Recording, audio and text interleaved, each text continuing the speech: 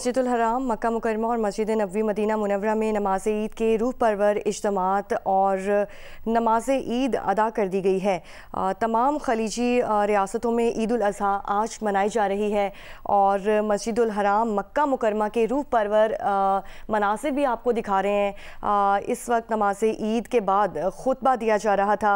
मस्जिदुल हराम के इमाम शेख डॉक्टर साले बिन अब्दुल्ला फ़लस्तीनियों की मदद व नुसरत और अमन की उन्होंने दुआ की।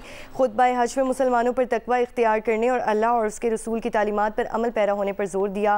रूह परवर मनाजिर भी आपने मुलाहिज़ा किए। मस्जिदुल हराम, मक्का मुकरमा और मस्जिद नबवी मदीना मुनव्वरा में नमाज ईद के रूह परवर इज्तिमात।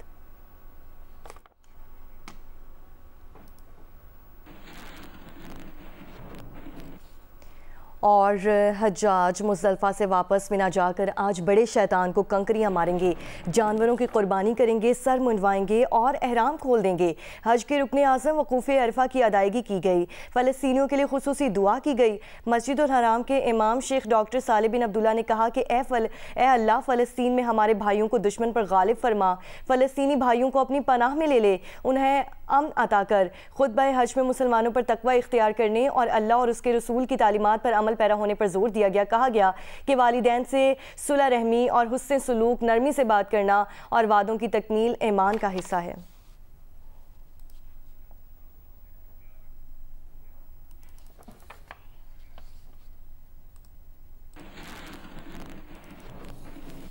मुत्तहिदा अरब अमारात में ईद उल अज़हा के मौके पर मुल्क भर की मसाजिद और ईदगाहों में नमाज ईद के बड़े इज्तिमात मुनक़्क़िद हुए। दुबई, अबू धाबी, शारजा और दीगर अमारात में लाखों अफराद ने ईद की नमाज में शिरकत की। इज्तिमात में अमन व खुशहाली के लिए खुसूसी दुआएं की गईं और कुर्बानी की अहमियत पर गुफ्तगू की गई। तफसीलात देखिए सिब्ते आरिफ की रिपोर्ट में। जी, मुत्तहिदा अरब अमारात में ईद उल अज़हा के बड़े बड़े इज्तिमात हुए। मुख्तलिफ ईदगाहों में, मसाजिद में नमाज ईद के इज्तिमात हुए और उनको दर्ज दिया गया इज़हार और कुर्बानी का। दुबई में जो सबसे बड़ा इज्तिमा है वो ईद कुर्बान पर नमाज ईद का इज्तिमा हुआ अल-गसैस में, जहां पर 20,000 अफराद ने शिरकत की, जिसमें खवातीन भी शामिल थे, बच्चे भी शामिल थे। और ये जो इंतजाम किया था कलमा सेंटर ने किया था, जिसमें 9 मुस्लिम अफराद जो है वो इस्लाम कबूल करते हैं, दायरा इस्लाम में दाखिल होते हैं। और ये बात भी आपको यहाँ पर बता दें कि नमाज ईद से पहले यहाँ पर ऐलान ईद हुआ रिवायती अंदाज में मुत्तहिदा अरब अमारात की, और तोप के 2 गोले दागे गए और नमाज ईद का ऐलान हुआ। नमाज ईद के बाद यहाँ पर लोगों ने रुख किया है अब मुख्तलिफ मज़बा खानों का। डेजिग्नेटेड मज़बा खाने होते हैं दुबई में, मुत्तहिदा अरब अमारात में, वहां जाकर लोग कुर्बानी करते हैं और अपने आप को जो है वो अल्लाह से अपना रिश्ता जो है इस्तवार करते हैं।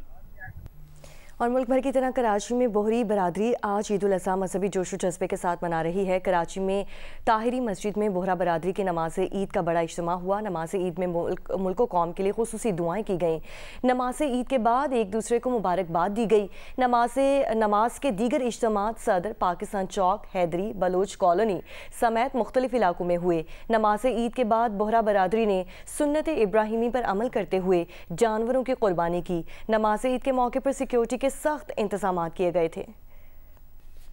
और कराची में दफ़ा 144 के तहत समुद्र में नहाने पर पाबंदी आयद कर दी गई है। नोटिफिकेशन के मुताबिक पाबंदी 6 से 13 जून तक के लिए की गई है। नोटिफिकेशन के मुताबिक कमिश्नर कराची सैयद हसन नकवी ने समुद्र में तुग़यानी और ऊंची लहरों के बाइस दफ़ा 144 के तहत समुद्र में नहाने पर पाबंदी लगाई है। कराची में सुनहरा, मुबारक विलेज, टर्टल बीच और दुआ चौक बीच पर नहाने में पाबंदी आयद की गई है।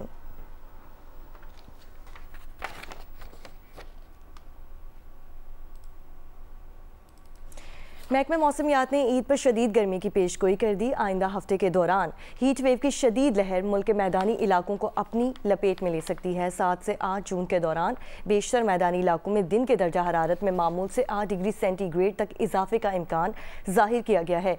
महकमा मौसमियात के मुताबिक 7 से 8 जून के दौरान बेशतर मैदानी इलाकों में दिन के दर्जा हरारत में मामूल से 8 डिग्री सेंटीग्रेड तक इजाफे का इम्कान जाहिर किया गया है। 5 से 7 जून के दौरान जनूबी पंजाब, मशरक़ी बलोचिस्तान और सिंध सिंध में दर्जा हरारत में नुमाया इजाफा मुतवक्की है, जबकि 7 से 12 जून के दौरान खैबर पख्तूनख्वा, जनूबी पंजाब, मशरक़ी बलोचिस्तान और सिंध में शदीद गर्मी की लहर बरकरार रहने का इम्कान है।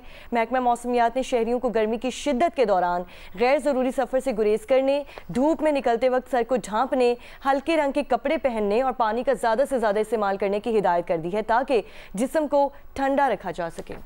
बिलावल भुट्टो की क़यादत में पाकिस्तानी वफ़द ने अमरीका के अहम अरकान कांग्रेस से मुलाकातें की हैं। वफ़द चेयरमैन उमूर ख़ारजा कमेटी ब्रायन मास्ट, चेयरमैन ज़ैली कमेटी उमूर ख़ारजा Bill Huizenga, congressman Brad Sherman, Gregory Meek से भी मुलाकात। इस मौके पर पाक अमरीका ताल्लुकात मजबूत बनाने, इक़्तिसादी और स्ट्रेटेजिक ताउन बढ़ाने पर भी बातचीत की गई और जनूबी एशिया में अमन व इस्तेहकाम को फ़रोग़ देने के उमूर पर भी गुफ्तगू की गई।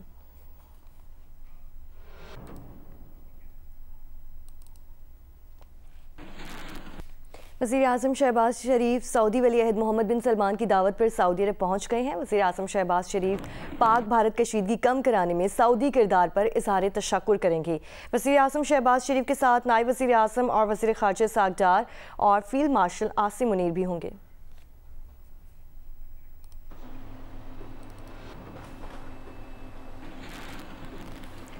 वफाकी वज़ीर मनसूबाबंदी एहसन इकबाल ने 5 साला मनसूबे के तहत 2029 तक GDP ग्रोथ 6% तक बढ़ाने का ऐलान कर दिया।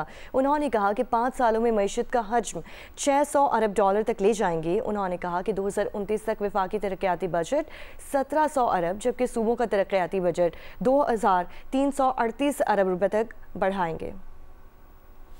हम समझते हैं कि 5 साला मनसूबे के इख्तिताम तक हम 6% के ग्रोथ रेट को हासिल करने में कामयाब हो जाएंगे। हम इंशाल्लाह उम्मीद करते हैं कि जो हमारी GDP है इसका साइज़ 2029 तक तकरीबन $600 अरब हो जाएगा। इसके साथ ही जो हमारी फ़ी का आमदनी है वो भी तकरीबन $2000 के करीब मुतवक्के है।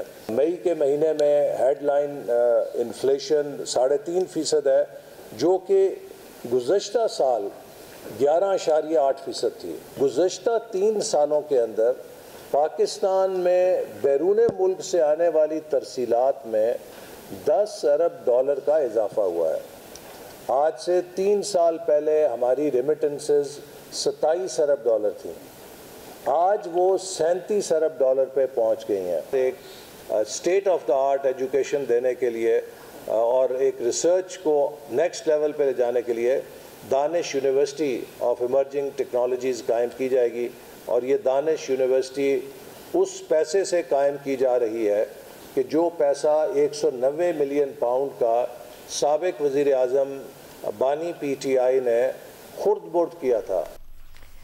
वज़ीर ख़ज़ाना मोहम्मद औरंगज़ेब की सदारत में क्रिप्टो काउंसिल के इजलास में वज़ारत कानून ने डिजिटल असासों के लिए कानूनी फ्रेमवर्क का मुसविदा पेश किया।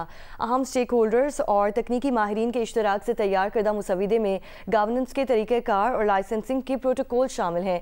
मुजवज़ा मुसविदे में सरमायाकारों के तहफ़्फ़ुज़ के इक़दामात भी शामिल हैं। मुजवज़ा कानून डिजिटल और वर्चुअल असासों के बारे में मजबूत रेगुलेटरी ढांचा पेश करेगा।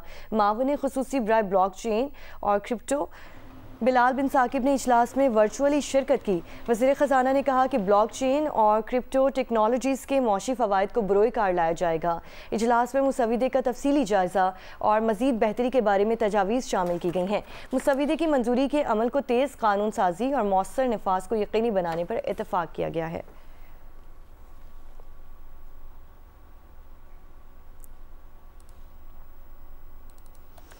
इंसानी हुकूक कमीशन ऑफ पाकिस्तान का कहना है कि पाकिस्तान में लाखों मजदूरों को कम उजरत के बायस अपने ख़ानदान को खाना खिलाने या बिजली का बिल अदा करने जैसे मुश्किल फैसलों के दरमियान चुनाव करना पड़ता है। हुकूमत को बजट 2025-26 में मजदूरों के हुकूक का भी ख्याल रखना चाहिए। बका से वक़ार तक जिंदा उजरत का मुकदमा के उन्वान से जारी HRCP की रिपोर्ट में कहा गया है कि पाकिस्तान में एक 6 रुकनी ख़ानदान को खुराक, रिहाइश, यूटिलिटीज़, सेहत की सहूलियात और तालीम की फराहमी के लिए माहाना 75,000 रुपये से ज़ायद दरकार होते हैं, लेकिन उसके बावजूद लाखों मजदूर उससे कहीं कम कमाते हैं और उन्हें अपने ख़ानदान को खाना खिलाने या बिजली का बिल अदा करने जैसे मुश्किल फैसलों के दरमियान चुनाव करना पड़ता है। HRCP की रिपोर्ट में ये भी कहा गया कि हम सिर्फ कम अज़ कम उजरत नहीं बल्कि एक बावकार उजरत, लिविंग वेज की ज़रूरत पर जोर देते हैं। इंसानी हुकूक के आलमी अलामिया के आर्टिकल 23 में भी ये मौक़िफ़ तक़वियत पाता है, जिसमें कहा गया है कि हर काम करने वाले को ऐसी मुनसिफ़ाना और मवाफ़िक़ उजरत का हक़ हासिल है जो उसे और उसके ख़ानदान को इंसानी वक़ार के मुताबिक ज़िंदगी गुजारने की ज़मानत दे।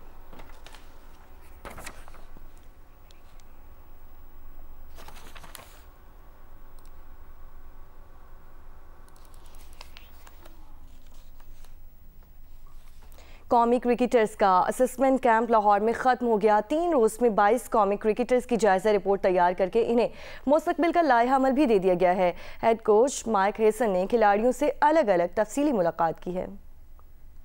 कौमी क्रिकेटर्स के असेसमेंट कैंप के तीसरे और आखिरी रोज सुबह के सेशन में 8 खिलाड़ियों ने शिरकत की, जिनमें मोहम्मद रिजवान, नसीम शाह, आमिर जमाल, तैयब ताहिर, सुफियान मुकीम, मोहम्मद नवाज, अली रजा और मास सदाकत शामिल हैं। दोपहर के सेशन में LCCA ग्राउंड में खिलाड़ियों ने ट्रेनिंग सेशन में हिस्सा लिया। हेड कोच माइक हेसन समेत बॉलिंग, बैटिंग और फील्डिंग कोचेज ने सेशन की निगरानी की। विकेट कीपर मोहम्मद रिजवान ने ग्राउंड ड्रिल्स में हिस्सा नहीं लिया।